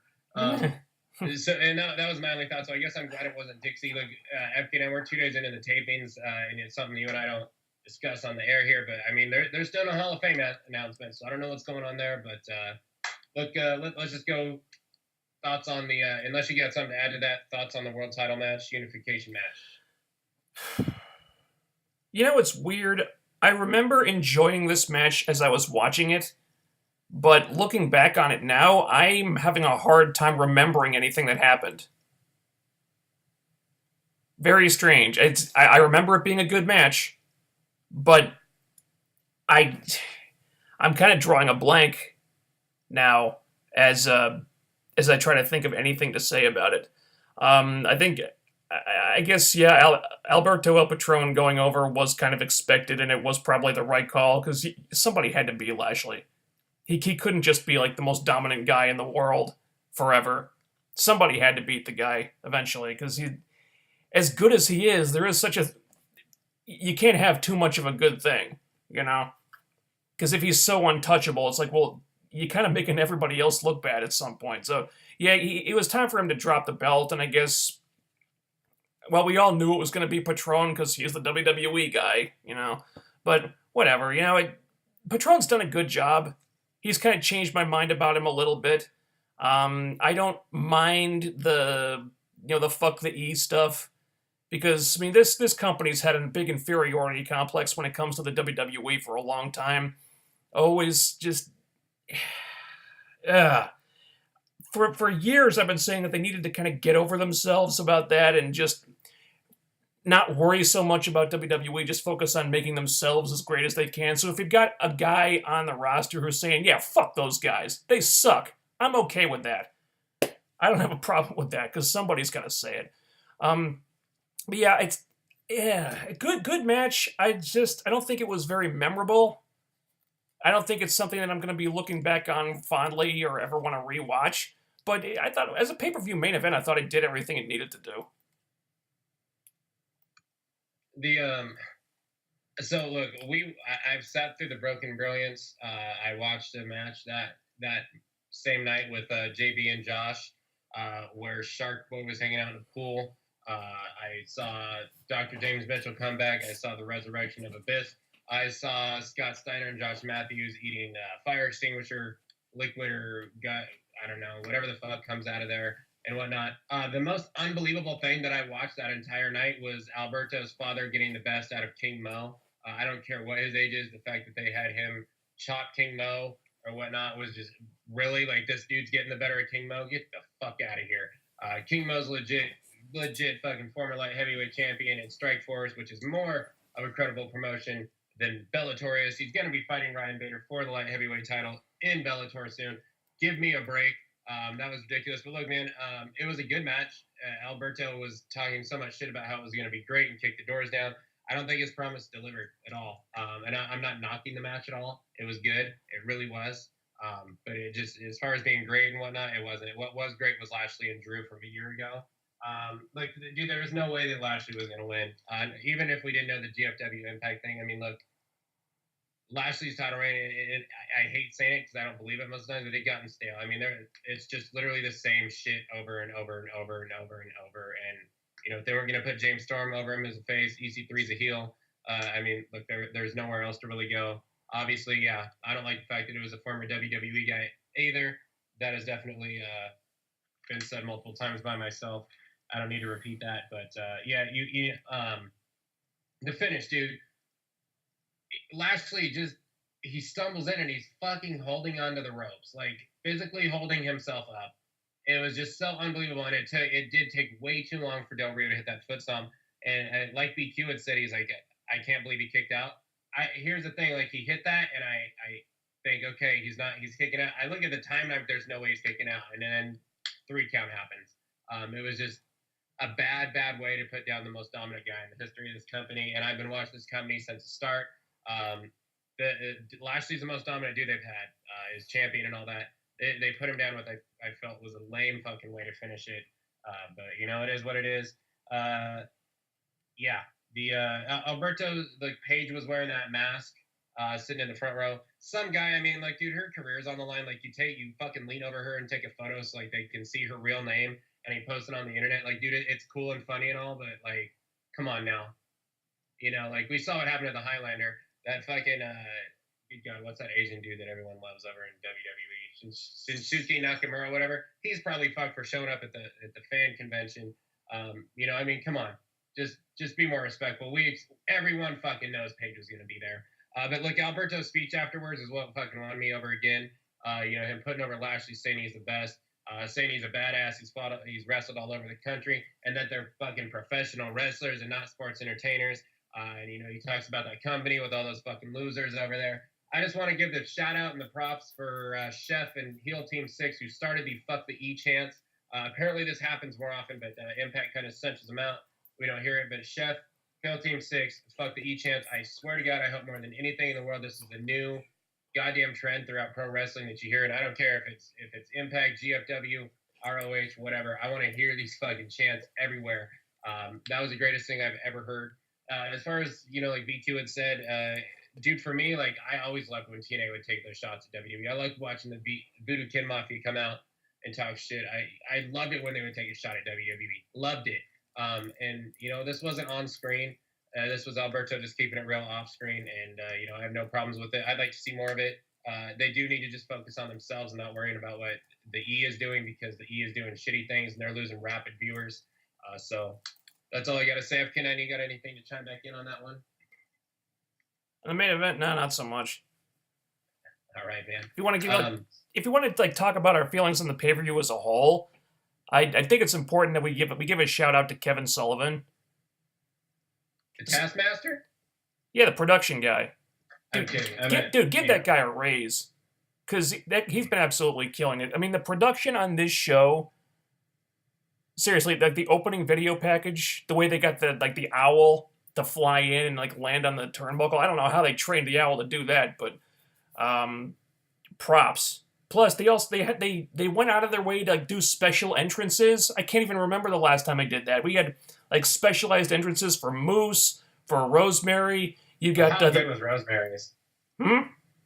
How good was Rosemary's? I'm sorry to interrupt you, man. Oh yeah, that's like something the Undertaker would have done. Man, we maybe not. That shit was awesome. Yeah, maybe it wasn't on the same scale as what he did, but he did something at WrestleMania a couple years ago that was kind of like that. And he had all the people like the reaching up and grabbing him and stuff, like whatever. That was really cool. Also, the main eventers came out with entourages and something. I mean, they did as much as they probably could to make it feel like a big show on the production end, at least. And also still killing it with the video packages. So props to Kevin Sullivan, man. That guy, one of the best hires they've made since Anthem took over. Yeah, definitely props to Kevin Sullivan. Not the wrestler, for those of you who may not know him, but, Kevin Sullivan's a production guy. I love the fact, I can't remember his last name, that sucks, but the guy from way back in the early days of TNA, and I'll watch some of my old TNA DVDs, man. I'm like, damn, I miss this guy being on there. But the guy at the video spot, the intro at the start. Oh yeah, the narrator guy. Yeah, I know it's Barry. I can't remember his last name off the top of my head. I'll be able to find it, and I'm sure someone listening will put it on there. But dude, that was so nice to see him back. And I knew it hit the internet a couple days before, but I fucking refused to watch it because I was like, no, I'm gonna watch this as we go into Slammiversary because I don't want to spoil. I don't want that fucking vibe and feeling going. But yeah, Moose's intro was cool, but Rosemary's, man, that shit gave me chills too. Just like James Mitchell being back did. Like, that was awesome. Yeah, I marked out a little bit for the narrator guy at the beginning too. I didn't know that was going to happen either. Really? Yeah. I knew about it, but it was like, dude, I'm not going to spoil this for me. Other thing, BQ brought it up. I had it on my notes to talk about Robert Flores and Don West. I thought they did a good job, a really good job. Don West wasn't like his crazy over-the-top self, which I loved him not being that. Man, I'm kind of like on the Josh bandwagon right now because he did so good as a heel in the match, but and I've always been a long-time fan of JB, but dude, I would prefer Flores and Don West with the Pope. I don't know about you. I'd like to put Mathews as a heel manager and JB kind of back to backstage interviews, or I guess that kind of eliminates McKenzie, but shit, I don't know, man. What do you think? Well, her name's McKenna, first of all. Get it right. My bad, thank you. McKenna Mitchell? Or Molly. Either one. Mackenzie Mitchell, who's that? But yeah, I agree with about the announcers. I thought Robert Flores, for a guy who's never announced wrestling before, did a really good job. Not perfect. He had his mistakes there, but hey, he's used to announcing hockey or baseball or whatever. But yeah, first time in the booth for a wrestling event, I thought he did a great job. And Don West, finally we have someone in the announce booth who sounds excited about what he's watching. Usually usually the closest we get to somebody being excited is the Pope. And not that he does a bad job at all. I love the Pope. I love the work he's doing. But Don West, he sells this stuff like you really don't see on this show and haven't seen in a long time. So I loved having Don West back. I hope to God they can keep him in there in some capacity. But yeah, I mean, considering they were kind of rolling the dice with the announce team here, but for the majority of the show, I didn't notice like anything wrong with it. I think it's one of those times when one of those shows when the announcing actually enhances the show, and we haven't really seen that for a long time. So credit to both those guys. I would give this like an 8.75 or 8.5 out of 10, maybe a 9. Like, man, it blew me away, dude. Like, I was so happy to be a GFW, TNA, Impact fan. So happy to be there again, man. This was I loved last year's Slammiversary, but this was probably one of the best Impact pay-per-views I've seen ever. One of the best wrestling pay-per-views I've seen ever. The X Division match, it kind of sucked the life out of it a little bit, and it sucks that the last 3 matches, kind of took the crowd out, which maybe kind of made it feel not as important or like it was kind of falling flat. But I mean, if you look at it though, you can't. Rosemary and Sienna was a good match. I mean, really, technically, it just was an X Division match. Like, Sanjay and Low-Key was really good. Alberto and Lashley didn't suck by any means. It was good. I mean, there wasn't a bad match. The only thing that had the potential to be a bad match were the D'Angelo Williams match and then the announcer war tag team. But those both just blew expectations out of the water. If the last 3 matches could have finished a little stronger, especially the non-knockout matches, it would have definitely been a 10 out of 10. But look, Impact, GFW, whatever the fuck it is called right now, Slammiversary 15 delivered. Hashtag Slam 15 absolutely delivered, in my opinion. It delivered. That's all you can say. It fucking delivered. I don't know. Back me up. Agree? Nitpicks aside, this was the best pay-per-view they've produced in a long time. Hands down. Man. No doubt. Look, FK, I've got to. I'm gonna make a plug here because I didn't do Big Ray justice. Then we're gonna get into the big topic, and then we're gonna wrap this up. Look, the Big Ray show. This dude used to work with Andre Corbeil. He is the only protege of Bill Apter. And I just want to say, I've checked out Big Ray. Like, this is the mainstream guy who gets the attention. He covers all wrestling, mainly Impact. This is like the only guy not shitting on them. And it's at Big Rays, BIGRAYSSHOW. Look, we may see Big Ray on the HeelCast at some point. But look, he basically, it's under onewrestling.com. He's also on the Hacker Hammond show with his Impact Attack. His Impact Attack is fantastic stuff. I heard Big Ray has said about the sheep of the WWE. So look, I'm a big fan of this guy for just keeping it real like that. But if you just search Hacker Hammond, HACKER Hammond, anywhere you listen to your favorite audio content every Saturday, you'll be able to find my man Big Ray. So check him out there. And I just had to throw that out because I knew I didn't give Big Ray's show the justice that I needed to on this show. We get a bigger plug next time. But look, FK9. I know you and I talked about this a little bit on Asylum the other day when it was mentioned that Impact Wrestling had acquired GFW, and both you and I were like, we already knew that. Turns out there was a whole lot more to it. So I don't know what this company is now called. I've heard it maybe called Global Impact Wrestling. It's possibly Global Force Wrestling.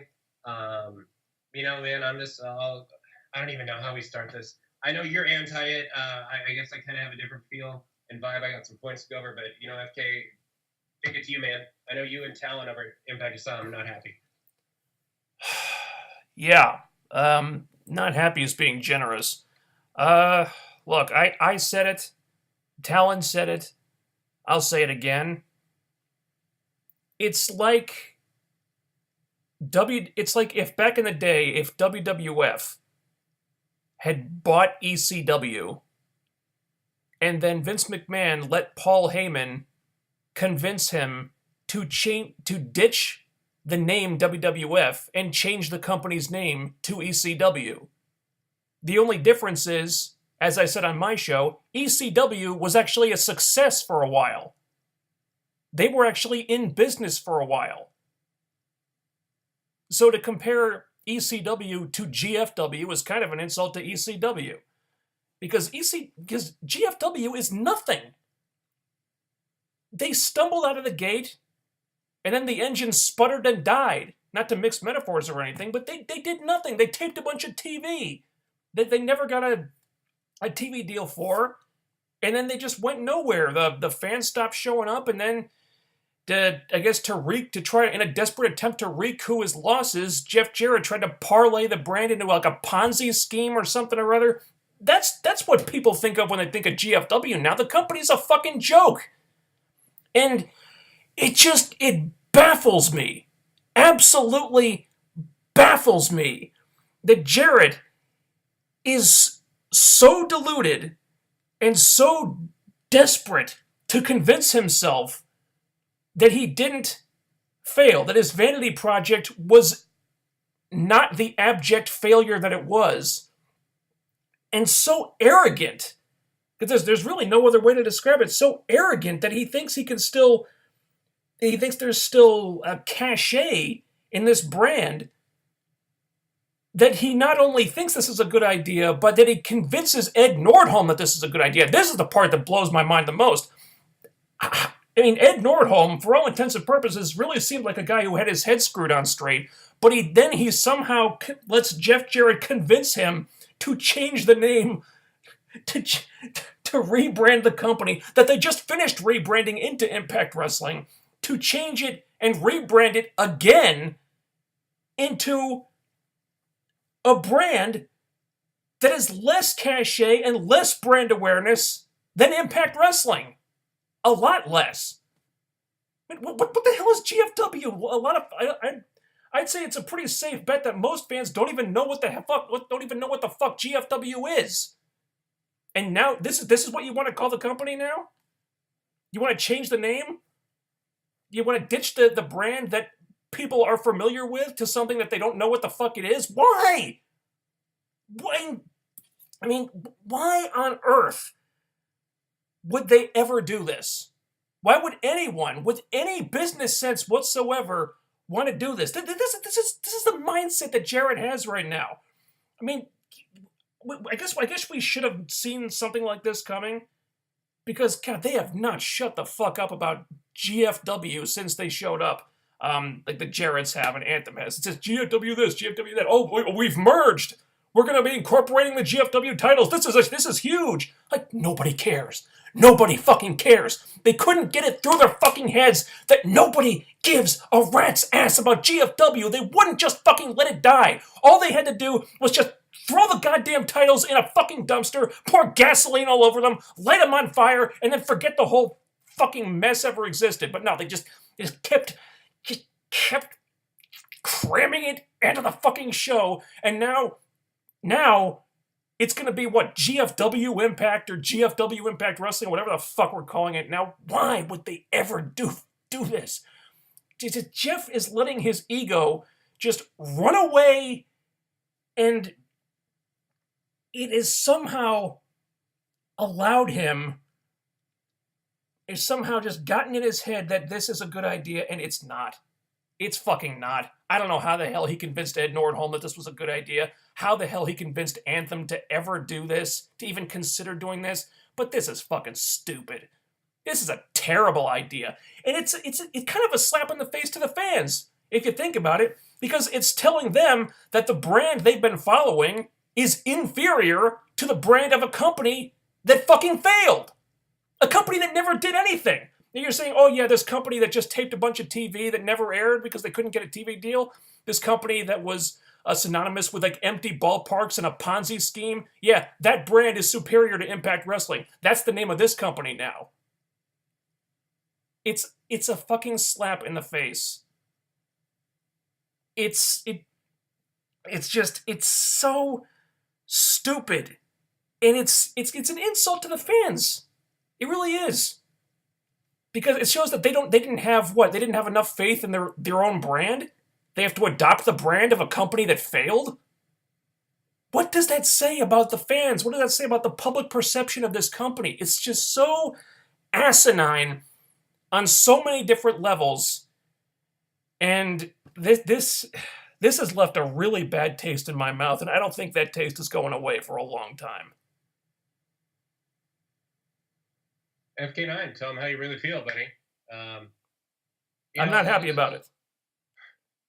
A lot of the stuff you said, playing devil's advocate, and I'm not playing devil's advocate. I have a different perspective. Like, a lot of the stuff you say, it does. As someone who's kind of been TNA from the beginning, I do echo and kind of have those feelings that you say as well.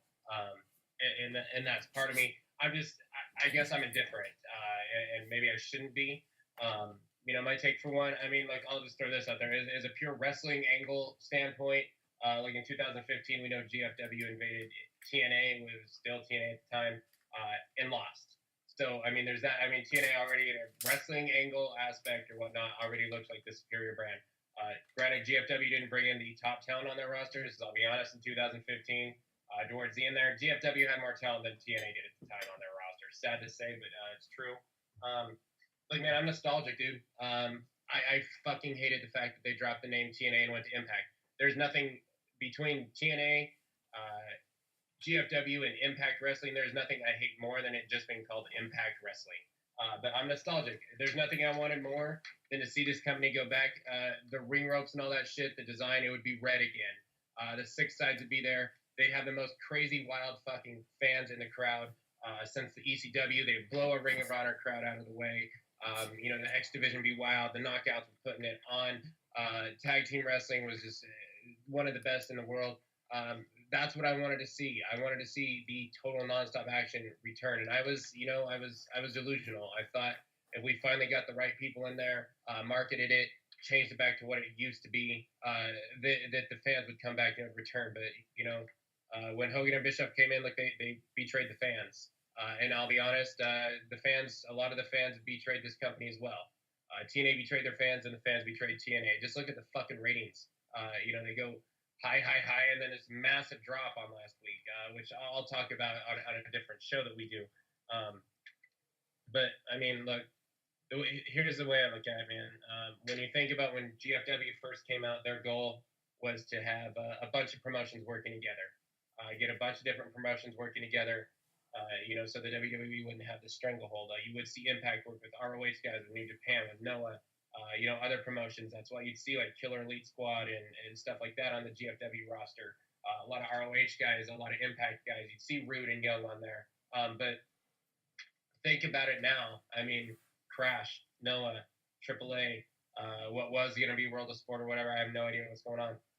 Impact, all of that. I mean, it kind of makes sense now. That's what the original concept of Global Force Wrestling was. We're going to see a Super X Cup coming up, which I'm excited about, but it's exactly what Global Force was going for. Man, there's unfortunately, whether it's justified or not, this company's done a lot of stupid shit over the years, and TNA got a bad stigma from a lot of people. I don't think the majority of it is justified, because I feel like this company's been superior to WWE on screen for a long time, since at least 2006 or 7 overall, consistently. But they made a lot of dumb fucking mistakes. And most of them go at the hands of Dixie Carter. Although, look, let's give Vince Russo and Jeff Jarrett their fair due back in the glory days, too. But look, a lot of fans, whether it's from the internet wrestling community, whether it's fans that were kind of casual viewers of TNA, and then the Hogan Bischoff era just made it normal shit. They hear TNA and they think, okay, I don't want to watch TNA again. I know what TNA is. It's bad. A lot of them probably think Hogan and Bischoff are still there, to be honest. And the viewers are gone. So look, it's staying to a lot of fans, to a lot of casual fans. And look, the fact is, when you're trying to advertise or get new listener or get new audience, and a kid wants to tune in when their parent sees tits and ass wrestling, it kind of takes away. And they're complaining about advertisers. Yeah, maybe TNA, the perverted name that Russo and Jarrett came up with at the start, wasn't the best idea. Even though it's very nostalgic and special to me, it probably wasn't. The thing that I have the issue with, though, like if you're completely trying to distance yourself from TNA and that brand and that name and everything, everyone knows it is TNA Impact. Change the fucking name of the show from Impact. If that's what you're going with, get rid of the Impact, because it doesn't make sense without. I don't know if it's called Global Force Wrestling, Global Impact Wrestling, that's still stuff that's out there. But there it is. And, one thing that I think of, I mean, look, this is why I fucking hated the name Impact the entire time. There's NFL, NBA, MLB, NHL, WWE, ECW, WCW. Everything is like 3 letters, 3-letter abbreviation, ROH. I would always hear people saying ECW, ECW, ECW. Then I would hear people chant TNA, TNA, TNA. And then I'd say times I'll hear ROH, ROH. You can't chant Impact. And I've hated that the whole time. That's the main reason why I've hated the fact that they went to Impact, because I miss the crazy-ass TNA fans chanting TNA, TNA, TNA. Well, now let's get a new audience. Let's get GFW, GIW. I don't know. Something that is chantable from the crowd, man, because I'm expecting we're going to get the old TNA nonstop action kind of stuff back. And if they don't, then I'm going to be pissed. I am. But, just think, man. I mean, there was WWWF, and I think it was like Titan Sports or some shit before that. Then it was WWF. Then it was WWFE. Then it was WWE. There was the NWA, which turned into WCW. There was the NWA World Championship that Shane Douglas threw on the ground and said he didn't care about it, and it became the ECW World Heavyweight Championship. I mean, it's not the first time, and I kind of linking it to WCW. Hopefully they don't die out like WCW did, but I'm indifferent. I see some positives, I see some insulting things, I see some negatives. The one thing I'm going to say, man, is don't get rid of the X Division, especially now that it's finally getting back to what it should be. There's one last thing I want to say here. FK, are you hearing me? Yeah. Okay. Oh, never mind. I see what you're getting at. Yeah, I don't have any thoughts on the matter as I ramble on. Look, here's my last 2 points. And I'm going to talk about Ed Nordholm in a sec. But what I want to say, man, is James Storm. If you think about the guy who has been there from the start of TNA, and we're going to get rid of that TNA Impact Heavyweight Championship, I don't think there should have been anyone else that had that belt other than James Storm that's in this company to close it out and be the final TNA Impact Heavyweight Champion. And if we're going to lead this company to a new direction, a new name and all that, and we're going to take over the TNA fans like FK9 and like Talon, who runs Impact Asylum, the founder, that are a little turned off from this, maybe take that guy, James Storm, and kind of bring over the TNA audience into the GFW championship just a little bit there. Kind of makes sense to take your TNA fan base with your top guy and bring him into your GFW fan base. Kind of merge the two together because some of us are skeptical and a little bit of us are kind of upset. And a part of me is upset because I love the TNA name. I hate the Impact name. I love the TNA name. FK9, you brought up Ed Nordholm here. And look, I mentioned my man Big Ray's show, and this is stuff that I didn't really think about. But look, Big Ray grew up in the business. I asked people who have been around the business on his show. And what they were talking about was there is talk now that Ed Nordholm, kind of the money mark that Dixie Carter was. So Jeff Jarrett, we talk about the Ponzi scheme or the pyramid scheme and whatnot. His dad back in the days, he did this and he got rid of WCCW, which I remembered. I didn't think of. But there's talk that, look, Jarrett's going to take this. He's eventually going to eliminate Ed Nordholm. He's going to take over that full shock and share. And then eventually Jarrett's going to sell it off, make a big profit, kind of, what he did with his shares at TNA. And the fact is, FK9, you can speculate on this as much as I can, but if Jarrett's going to just take his shares, leave it and sell it, if that is his scheme behind this all, there's 3 other initials out there that could definitely end up purchasing it. I don't mean ROH. I don't know if you want to chime in on that, but look, I'm going to put my faith in Jeff Jarrett. I'm going to put my faith in that TNA was his baby, that GFW is now his baby. And, Jeff always wanted to be the competition and the alternative. I'm going to hope he's not that piece of shit that sells it to the WWE. Yeah, just one more thought before we wrap this up here. You mentioned that these companies were merging. If that was the case, instead of having the company adopt the brand of an inferior company, of an inferior brand, of a brand that failed, why not just come up with a new name? One that represents both companies instead of representing just one of them. I don't want to call this fucking company GFW. Just come up with a new name, something fresh, something entirely new, entirely different. I wouldn't be happy, but I would have accepted it. But if we're just calling it GFW now, I don't like it. It's I think it's bad business. I think it's kind of a spit in the face to the fans. I mean, it's not sitting well with me. It's just not. I really think if they had to change the name again, if they had to rebrand again, they should have just come up with a new name.